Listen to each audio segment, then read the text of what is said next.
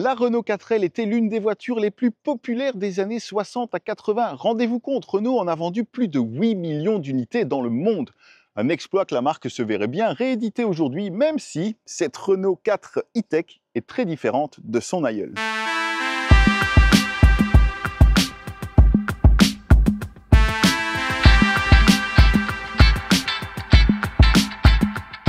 Très différente, vraiment? Mais alors, la Renault 4 e-tech, c'est quoi? Eh bien, après la R5, il s'agit de la réinterprétation moderne de la célèbre Renault 4. Sauf que d'une citadine bon marché, la nouvelle passe au format de SUV compact familial. Et elle en profite d'ailleurs pour bouleverser la hiérarchie de la gamme Renault, puisque celle-ci prend place au-dessus de la R5. Avec ses 4,14 m de long, elle est d'ailleurs 22 cm plus longue que la 5, tout en restant 9 cm plus courte qu'un Captur. Mais avec la R5, elle partage également toute sa partie technique, y compris ses motorisations. Ah oui, parce que si ce n'était pas encore clair, cette R4 e-tech, elle est exclusivement électrique. On trouve donc deux ensembles techniques. Tout d'abord, la configuration Urban Range avec un moteur de 120 chevaux, une batterie de 40 kWh et une autonomie de 308 km. Et puis, la configuration Comfort Range avec un moteur de 150 chevaux, une batterie de 54 kWh et une autonomie qui peut alors atteindre les 408 km, ce qui permettra de passer la barrière psychologique chez beaucoup de clients des 400 km. En plus, la R4 pourra compter sur plusieurs choses pour améliorer son autonomie et sa facilité d'usage. Premièrement, elle sera dotée d'une pompe à chaleur de série.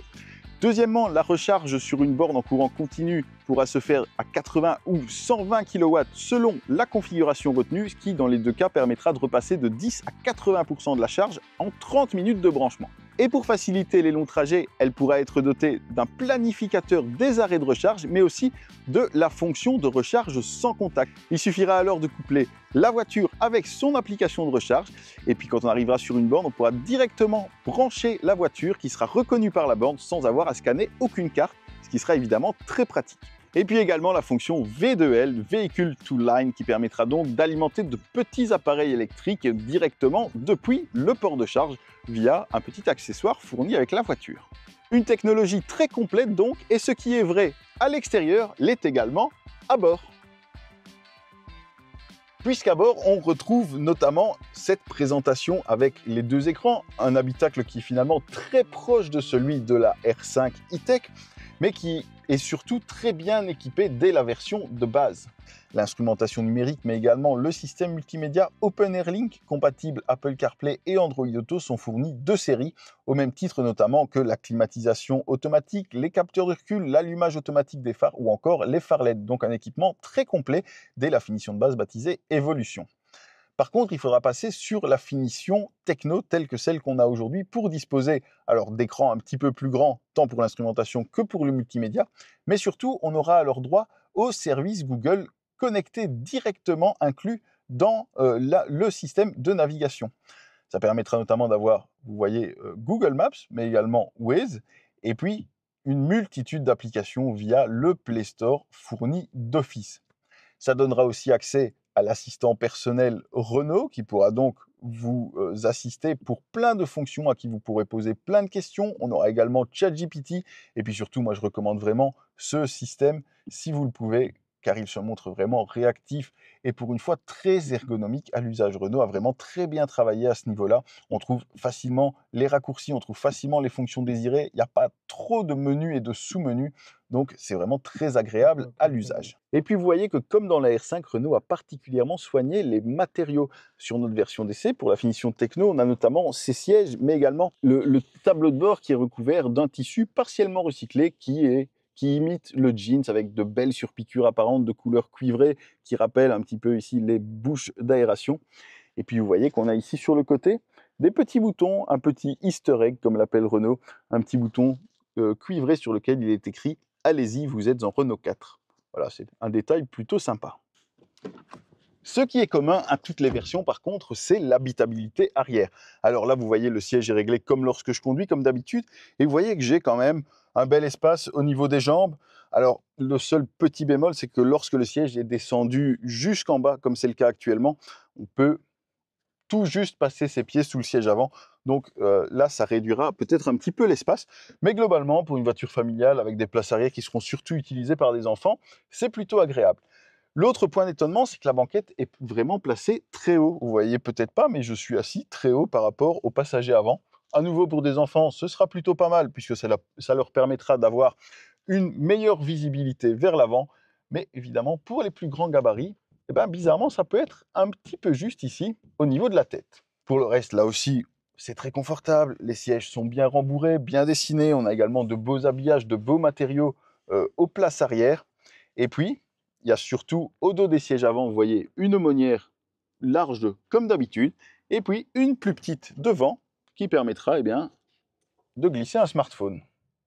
Le coffre affiche quant à lui une contenance de 420 litres, mais surtout il se montre très pratique par son accessibilité. Regardez, on a un seuil qui est vraiment placé très bas et qui en plus est plat, donc ça permettra de charger facilement de grands objets, de lourds objets à bord. Et puis surtout, sous ce plancher, on a encore un espace de chargement qui permettra de ranger le câble de recharge, ce qui est plutôt pratique en l'absence de frunk sous le capot avant. Et puis cet espace est en plus constitué d'un petit bac, comme ceci, qui permettra donc de facilement le laver à l'eau ou d'emporter quelques petits objets, par exemple, je sais pas moi, pour aller à la plage. En tout cas, c'est plutôt bien vu de la part de Renault. Et un élément que j'aime beaucoup sur ce coffre aussi, c'est la forme du haillon. Regardez, on a un haillon très droit, vraiment vertical, qui est évidemment l'un des rappels esthétiques à la 4L originelle. Et des rappels, il y en a vraiment beaucoup sur cette voiture, notamment la forme des feux arrière. Alors, on n'a plus les 3 bulbes comme à l'origine, mais on a cette signature lumineuse très travaillée qui rappelle justement ces feux en 3 éléments. Ensuite, sur les côtés, il y a tout d'abord la forme globale du véhicule. Je crois que c'est quand même assez évident dans le traitement global de la ligne. On a cette petite custode arrière et on a également ces traits de carrosserie ici, ces petits renfoncements dans la carrosserie qui rappellent les protections de la 4L originelle en version GTL. Et puis bien sûr, on a cette face avant, une face avant qui rappelle, elle, véritablement la voiture, qui est la véritable signature de cette nouvelle R4 E-Tech, avec, comme vous le voyez, ce grand ensemble qui intègre les phares et la calandre, sauf que, bien entendu, comme celle-ci est électrique, eh bien la calandre, elle est pleine, elle est en fait cachée sous un plexiglas. Et regardez, pour la première fois, on a un logo Renault lumineux, et puis le jonc chromé de l'ancien modèle est désormais symbolisé par ce petit liseré à LED. Très franchement, même si de prime abord la filiation est peut-être moins évidente qu'avec la Renault 5 et son ancêtre, moi j'adore celle-ci.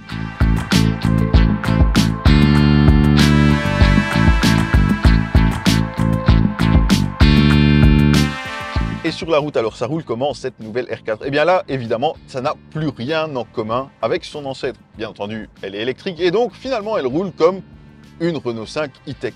À la différence que bien que les jantes de 18 pouces soient fournies de série sur toutes les versions de la R4, eh bien le confort m'a paru plus soigné que dans la R5, ça filtre un petit peu mieux, notamment sur l'essieu arrière, et ça évidemment pour un véhicule à vocation plus familiale, c'est un très bon point. Pour le reste, on est en terrain connu, c'est-à-dire qu'on a un moteur électrique, donc évidemment on a tout le couple qui est disponible instantanément, évidemment on a des performances qui sont tout à fait honnêtes, notamment lorsqu'on passe sur le mode sport, puisqu'on a bien plusieurs modes de conduite grâce au petit sélecteur multisense ici sur le volant. On aura donc un mode éco, un mode confort, un mode sport et puis un mode personnalisé qui permettra donc de, comme son nom l'indique, de personnaliser les différents réglages de réponse des éléments, que ce soit la réponse à l'accélérateur, la direction, etc. pour un peu le paramétrer tel qu'on le souhaite. Comme les autres Renault, celle-ci se montre aussi plutôt légère, on est à 1460 kg. Seulement, j'ai envie de dire, alors ça peut paraître énorme, mais pour une voiture électrique, c'est une masse qui est tout à fait contenue et ça participe non seulement à la bonne économie d'énergie, mais aussi à la belle agilité de la voiture dans les enchaînements de virages. C'est pas sportif à proprement parler, mais quand on la pousse un peu, voilà, elle n'est pas contre une conduite un petit peu dynamique, ça reste tout à fait efficace et plutôt agréable. En tout cas, sur le mode sport, on a des performances qui sont tout à fait honnêtes. 8,1 secondes pour passer de 0 à 100 km/h. C'est pas décoiffant, mais à nouveau, pour un véhicule familial, c'est bien plus qu'il n'en faut. Là où on est quand même un petit peu plus surpris, c'est par la vitesse de pointe qui est limitée à 150 km/h seulement. Alors bien sûr, vous allez me dire, oui, mais de toute façon, nos autoroutes sont limitées à 120 km/h ou à 130 km/h si vous nous regardez depuis la France. C'est vrai, mais néanmoins, c'est une voiture qui a une vocation plus globale. Et donc, pour les clients allemands, par exemple, ça peut être quelque part un frein. Cette limite de vitesse a évidemment une raison d'être, c'est pour épargner la batterie et donc pour favoriser l'autonomie. Une autonomie qui atteint 409 km donc sur notre version du jour, avec une consommation moyenne qui s'établit d'après notre essai, à 14,2 kWh au 100 km. Alors on était sur un terrain assez vallonné, on a eu un parcours qui est resté très roulant dans l'ensemble, mais néanmoins 14,2 kWh au 100 km, ça reste une excellente valeur qui est parfaitement dans la norme annoncée par Renault. Donc ça permettra vraiment d'obtenir plus de 400 km d'autonomie réelle. Une autonomie qui est bien aidée aussi par la pompe à chaleur, fournie de série, qui permettra bien de ne pas trop pomper sur la batterie en elle-même pour toutes les fonctions connexes, comme le chauffage par exemple du véhicule en hiver. Aujourd'hui, on a la chance que notre essai se déroule au Portugal. On a une météo clémente, 21 degrés, donc ça aussi, bien entendu, ça a son influence sur la très bonne consommation qu'on a pu relever aujourd'hui. Les autres choses à souligner au volant, c'est un très bon maintien des sièges avant. On est vraiment très bien installé. On a un très bon maintien latéral, on a une très bonne position de conduite, bien entendu le volant est réglable dans tous les sens, en hauteur, en profondeur.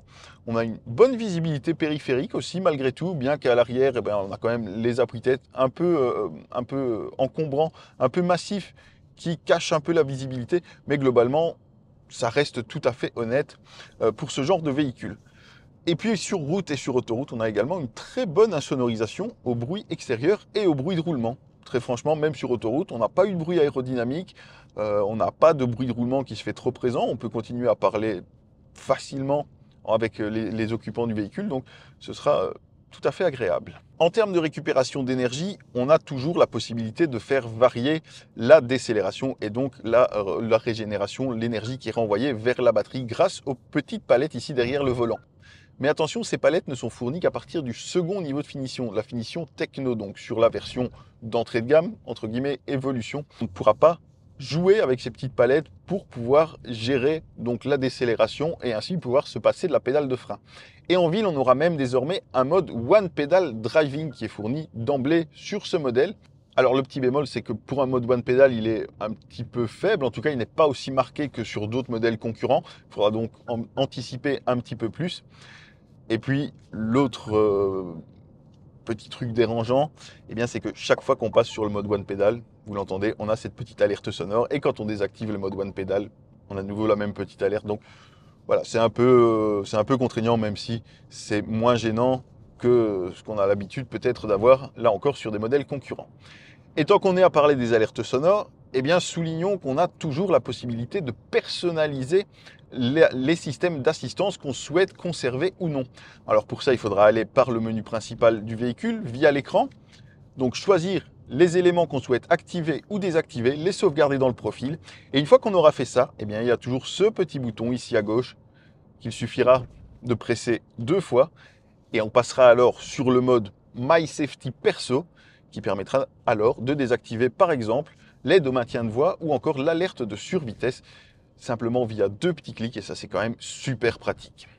Enfin, précisons que nous, aujourd'hui, notre essai s'est déroulé exclusivement sur route, mais que Renault fait vraiment de cette 4L, ou en tout cas de cette nouvelle R4, un véhicule positionné un petit peu loisir, un petit peu polyvalent, et permet donc de s'aventurer un petit peu plus loin du bitume, notamment grâce à la garde au sol de 20 cm, ce qui est plutôt pas mal, qui ne se ressent pas en conduite normale, c'est-à-dire qu'on a un très bon maintien du roulis, on ne sent pas que la voiture s'écrase en virage ou quoi que ce soit, donc ça reste tout à fait stable.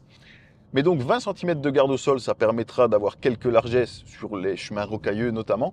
Et puis il y a un système appelé Extended Grip qui permettra donc, en jouant sur le contrôle de stabilité, le contrôle de traction, de faire varier l'envoi du couple vers les roues pour mieux s'adapter au terrain un petit peu plus meuble, au terrain procurant moins d'adhérence.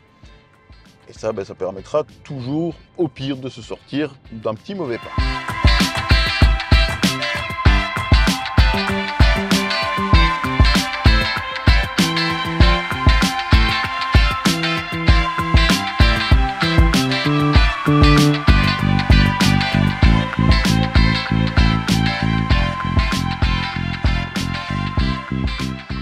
Et bien voilà donc pour notre essai avec cette R4 E-Tech.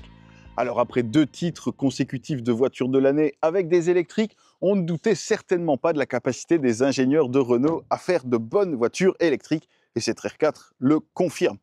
Et elle a vraiment de bonnes chances d'être l'une des stars du segment pour plusieurs raisons. Tout d'abord pour ses capacités routières, pour son agrément routier dont je viens de vous parler, mais aussi parce qu'elle est très bien positionnée en termes de prix, puisque son tarif débute à 29 990 €, donc sous la barre des 30 000 €. Là encore, c'est une barrière psychologique qu'elle fait sauter, et surtout, ça la place de manière très concurrentielle face aux modèles chinois. Je pense notamment à la BYD Atto 2 qu'on a déjà pu essayer sur la chaîne. Pour 32 900 €, vous aurez alors la version Techno, donc une version bien mieux équipée, avec encore plus de design et de technologie. Et puis pour 36 900 €, là, vous aurez vraiment la version totale, la finition iconique avec tout l'équipement dont vous pouvez rêver à ce niveau de gamme. Merci à tous d'avoir regardé cette vidéo. Comme d'habitude, dites-nous ci-dessous ce que vous en avez pensé et ce que vous pensez de cette R4 e-tech électrique. N'oubliez pas de commenter, de liker, de partager, ça nous aide vraiment à faire grandir la chaîne. Puis comme d'habitude, n'oubliez pas nos réseaux sociaux, nos sites internet pour être tenu au courant de toute l'actu auto. Et moi, je vous dis à très vite pour une nouvelle vidéo. Salut!